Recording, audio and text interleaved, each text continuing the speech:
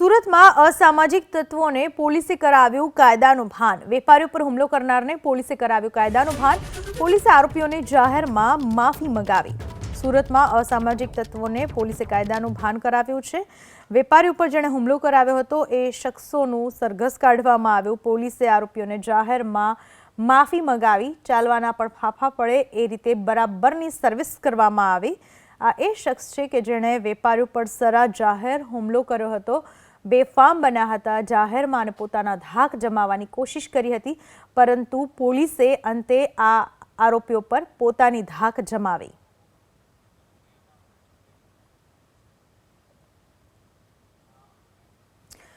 જામનગરમાં ફરી સામે આવ્યો ડિજિટલ અરેસ્ટનો કિસ્સો। સીબીઆઈ અને ક્રાઇમ બ્રાન્ચની ઓળખ આપી યુવક સાથે છેતરપિંડી થઈ। એનડીપીએસના કેસમાં ધરપકડની ધમકી આપી 13 લાખ રૂપિયા પડાવી લીધા। ફરિયાદના આધારે પોલીસે 3 શખ્સોને ઝડપી પાડ્યા છે। વધુ એક ડિજિટલ અરેસ્ટની ઘટના બનવા પામી। જામનગરમાં સીબીઆઈ અને ક્રાઇમ બ્રાન્ચની ઓળખ આપવામાં આવી હતી અને એવી ઓળખ આપી અને યુવક સાથે છેતરપિંડી થઈ 13 લાખ રૂપિયા પડાવી લેવામાં આવ્યા। આ પહેલી ઘટના નથી। અનેક ડિજિટલ અરેસ્ટના કિસ્સા સામે આવી ચૂક્યા છે, છતાં પણ એક બાદ એક લોકો તેનો ભોગ બની રહ્યા છે।